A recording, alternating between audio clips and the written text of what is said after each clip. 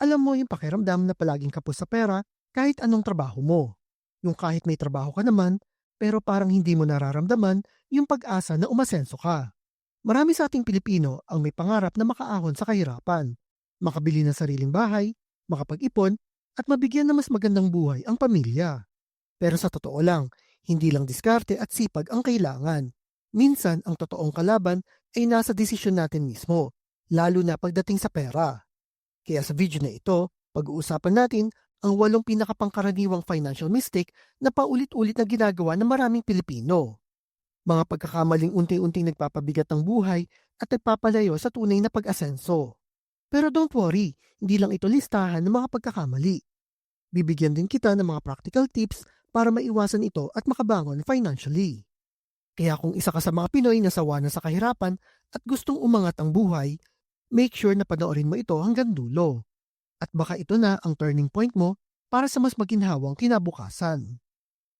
Mistake number 1, walang emergency fund. Ito ang isa sa mga pinaka-basic pero madalas nating binabaliwala, ang kawalan ng emergency fund.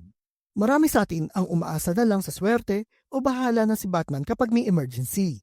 Pero sa totoo lang, hindi sapat yung umasa lang kapag nawalan ka ng trabaho, nagkasakit o nasiraan ng gamit sa bahay, ay mangungutang ka na lang. Tandaan na ang emergency fund ay dapat meron kang 3 to 6 months worth ng living expenses mo. Halimbawa, kung ang gastos mo kada buwan ay nasa 15,000 pesos, dapat at least may 45,000 pesos ka na nakahiwalay sa iyong savings account na hindi basta-basta gagalawin. Kahit paunti-unti, pwede mong simulan ito kahit nga 50 pesos lang a day basta consistent ka. Tandaan na ang emergency fund ay hindi para sa mga luho, kundi para sa mga necessities. At ang mga sales sa mall ay hindi isang uri ng emergency. Ito ang unang hakbang para magkaroon ka ng peace of mind pagdating sa pera. Mistake number 2, living beyond your means. Ito ang classic na pabongga mentality. Gusto natin palagi yung pinaka-latest na phone, kumain sa labas kahit hindi naman special occasion, o bumili ng mga branded na bagay kahit masakit naman sa bulsa. Minsan ginagawa lang natin ito para may maipost lang sa social media, pero ang hindi natin nakikita ay linulubog ka na nito sa utang. Tandaan na ang pagiging tunay na mayaman ay hindi nakabase sa kung anong damit ang suot mo o yung gamit mo. Nakabase ito sa financial stability mo. Kung mas malaki ang ginagastos mo kaysa sa kinikita mo, paurong ka at hindi ka paabante.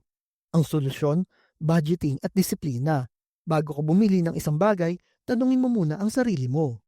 Kailangan ko ba talaga ito o gusto ko lang? Hindi rin naman nakakahiya kasi na magtipid. Mas nakakahiya yung mangungutang ka kasi palagi kang walang pera. Mistake number 3, walang budget plan o tracking ng gastos. Ang perang hindi mo binabantayan, siguradong mawawala. Kaya maraming Pinoy ang nagtataka kung saan napupunta ang sahod nila. Kasi hindi naman talaga nila alam kung saan ito napupunta. Wala kasi silang budget plan at lalong wala silang tracking ng kanilang mga gastusin. Simple lang ang solusyon dito, gumawa ng monthly budget. Isulat ang lahat ng sources of income at itabi dito yung mga fixed expenses tulad ng renta, kuryente, tubig, internet at iba pa. Then ilista mo rin yung mga discretionary o nice to have na gastos tulad ng minsan ng pagkain sa labas o pagbili ng mga bagay na gusto mo. At para ma-record mo ito, gumamit ka ng notebook o Excel file o kahit ng mga budgeting app. By the end of the month, magugulat ka kung gaano karaming pera ang napupunta lamang sa ibang bagay na hindi mo naman talaga kailangan. Ang goal dito ay kontrolin ang pera mo at hindi yung pera ang kumokontrol sa'yo. Mistake number 4, kakaibang mentalidad sa utang. Aminin mo na, gaano mo ba kadalas naririnig yung salitang utang muna, bayad later? Para bang normal na lang ito sa culture natin ngayon. Pero ang problema, hindi lahat ng utang ay healthy. Meron kasi tayong tinatawag na bad debt o yung mga utang na ginagamit pambili ng mga luho o yung mga bagay na hindi naman talaga kailangan na binibili mo lang para may maipost ka sa social media. Marami na rin kasi ang nauubos ang sahod kakabayad ng interes sa credit card, utang sa 5-6 o kahit sa mga kaibigan. Masakit mang tanggapin pero kung hindi mo ito babaguhin ang mindset mo tungkol sa utang, mahirap ka talagang makakaahon. Hindi naman masama ang umutang, lalo na kung ito ay para sa negosyo, para sa mga emergency o para mag-upgrade ng skills mo. Pero dapat may malinaw kang plano kung paano mo ito babayaran. At kung lagi ka lang umaasa sa utang para mabuhay, Ang ibig sabihin, may kailangan kang baguhin sa lifestyle mo. Mistake number 5, walang ipon o savings plan. Paano nga ako makakapag-ipon? Kulang nga yung kinikita ko. Ito ang madalas nating naririnig. Pero sa totoo lang, hindi sa laki ng kita ang tunay na pag-iipon, kundi nasa galing nating gumawa ng diskarte para makapag-ipon ng pera. Marami kasi sa atin ang naghihintay ng malaking kita bago mag-ipon. Pero pag dumating na ang pera, mas malaki naman ang ginagastos mo pa rin. Ang sikreto, pay yourself first. Iset mo kagad ang 10% ng kita mo sa savings bago ka gumastos. Pwede ka rin gumamit ng mga automatic transfer para hindi ka na mapunta sa hassle ng pagtatransfer ng pera mo from one bank to another bank. Kung kaya mo nga na mag-load sa cellphone mo araw-araw, kaya mo rin mag-ipon paunti-unti. Ang pag-iipon ay hindi lang para sa future mo. Ito rin ay protection mo sa mga biglaang gastusin at daan para makapagsimula ka na isang negosyo o makapag-invest later on. Mistake number 6, walang investment mindset. Lagi nating naririnig yung mag-aral ka na mabuti para makakuha ka ng magandang trabaho. Pero bihira tayong tinuturuan ng mindset na gumamit ka ng pera para kumita pa ng mas maraming pera. At isa ito sa mga nawawalang piraso ng financial literacy na hindi alam ng karamihan ng mga Pinoy. Ang investing kasi ay hindi na lang para sa mga mayayaman, lalo na sa panahon ngayon na maraming accessible na investment option na kahit maliit lang ang puhunan mo. Tulad na lang ng Pag-ibig MP2, digital banks na may high yield interest rates, mutual funds, at yung mga dividend-paying stocks. Hindi mo naman din kailangan na maging expert kaagad. Ang mahalaga ay willing ka matuto at magsimula.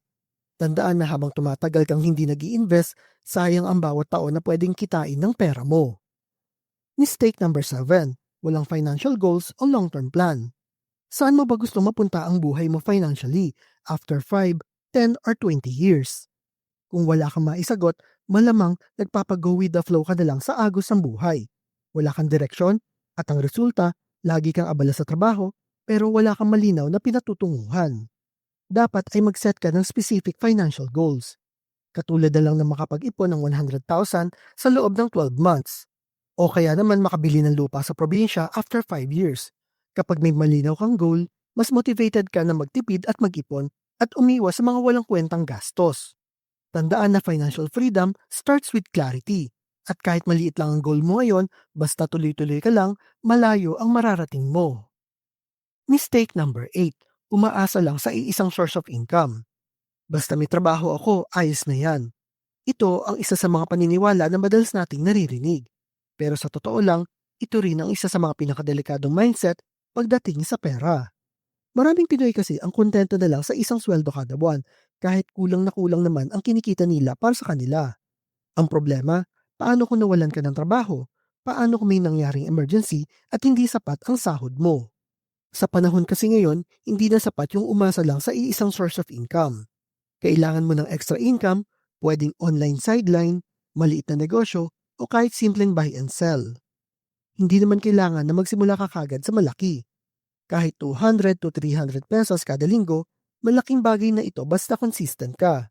Ang goal mo dito ay hindi para mag-survive, kundi makapag-ipon, makapagbayad ng mga utang, at makapagsimula mag-invest. Kaya habang maaga pa, simulan mo na ito. Tandaan, mas panatag ang buhay kung mas maraming daluyan ang pera mo at hindi ka basta-basta matitinag ng kahit anong problemang darating sa'yo. So ayun ang mga financial mistake na madalas nating nagagawa na unti-unting humihila sa atin pababa. Pero tandaan mo, hindi pa huli ang lahat. Ang pagbabago sa buhay ay nagsisimula sa awareness at action.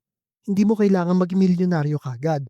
Ang mahalaga, gumawa ka ng mga hakbang para mas maging maayos ang financial future mo. Kaya simulan mo nang ayusin ang pera mo ngayon.